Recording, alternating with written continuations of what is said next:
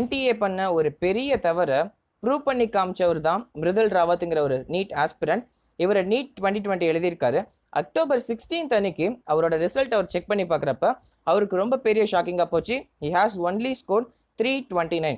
அவரோட October 16th அன்னைக்கு அவரோட நீட் ஸ்கோர் கார்டு எடுத்து பார்த்தா 329 மார்க்ஸ் தான் வந்திருக்கு. அதை பார்த்த உடனே ரொம்ப அதிர்ச்சியாகி ரொம்ப டெஸ்பரேட் ஆயிருக்காரு.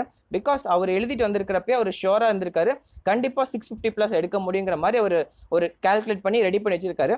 பட் சர்ப்ரைசிங்லி வெறும் ஸ்கோர் கார்டில் 329 பார்த்தோன்னே அவருக்கு ரொம்ப சர்ப்ரைஸாக போயிடுச்சு. அதுக்கப்புறம் அவர் மனம் தளராமல் அவர் பண்ண விஷயம் தான் இப்போ அவரோட வாழ்க்கையே மாற்றிருக்கு.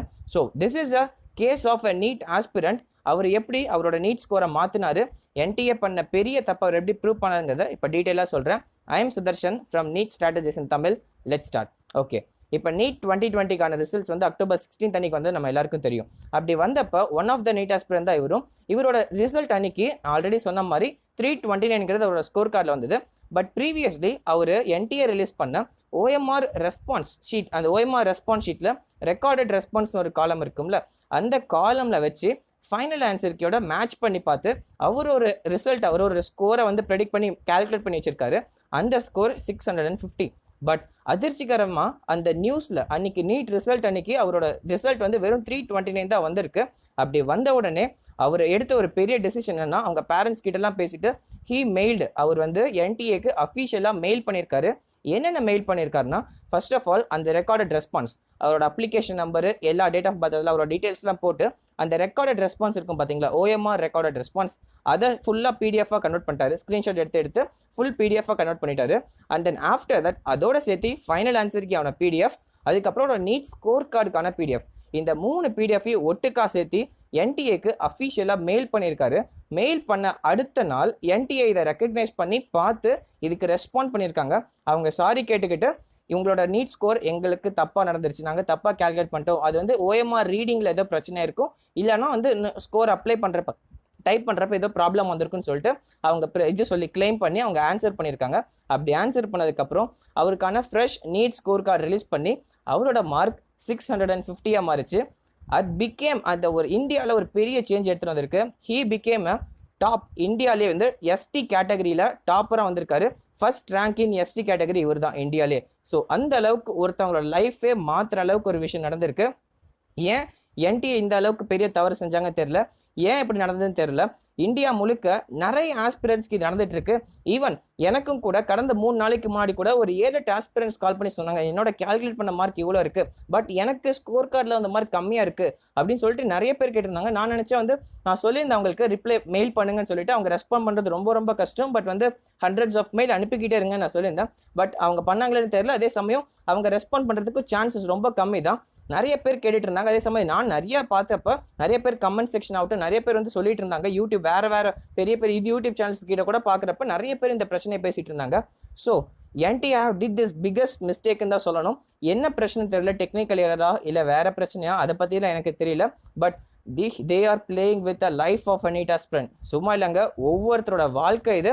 அவங்க எவ்வளோ கஷ்டப்பட்டு ப்ரிப்பேர் பண்ணி எக்ஸாம் எழுதி எல்லாம் பண்ணதுக்கப்புறமும் அவங்க வாழ்க்கையில் எப்படி நடக்குதுன்னா, இது நிஜமாக இதுக்கு அர்த்தமே கிடையாது. எவ்வளோ கஷ்டங்கள், எவ்வளோ சாக்ரிஃபைசஸ் தாண்டி வரவங்களுக்கு இந்த மாதிரி ஒரு தப்பான ஸ்கோர் கார்டு கொடுத்து அவங்க வாழ்க்கையே மாற்றினா என்ன அர்த்தம்?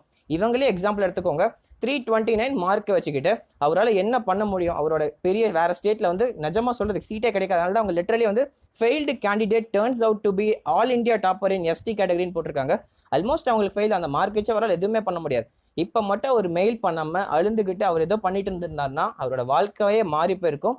அவர் புத்திசாலித்தனமாக கரெக்டான ரெஸ்பான்ஸ் எடுத்து கரெக்டாக மெயில் பண்ணி நல்லா பண்ணியிருக்காரு. அதனால் இப்போ அவரோட வாழ்க்கையே சேஞ்ச் ஆச்சு.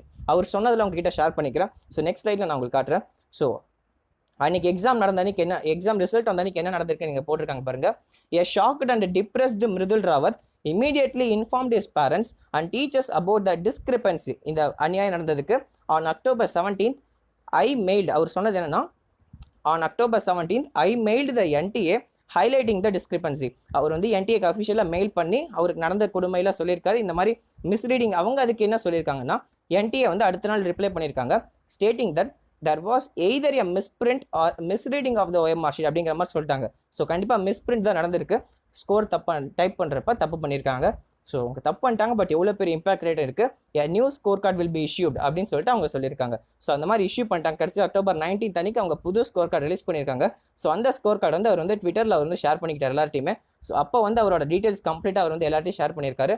October 19 அன்னைக்கு இந்த விஷயம் வந்து எல்லாருக்கும் தெரிய வந்திருக்கு. ஸோ எல்லாருக்குமே சொல்லி இப்போ கடைசியில் அவர் வந்து இப்போ சேஞ்ச் பண்ணி அவருக்கு நியூ ஸ்கோர் கார்டில் அவரோட மார்க் வந்து 650ங்கிற மாதிரி டைப் பண்ணி கொடுத்துருக்காங்க. So this happen.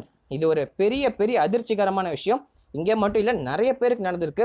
உங்களில் எத்தனை பேருக்கு இது நடந்திருக்குன்னு சொல்லிட்டு எனக்கு கமெண்ட் பண்ணுங்கள் ப்ளீஸ். கண்டிப்பாக தெரிஞ்சாகணும். மெயில் பண்ணுங்கள். நான் இங்கே மெயில் பண்ண வேண்டிய விஷயம்னா என்டியோட அஃபிஷியல் வெப்சைட் போயிட்டு அங்கே OMR ரெக்கார்டட் ரெஸ்பான்ஸ் இன்னும் இருக்கா அவைலபிளாக எனக்கு தெரியல.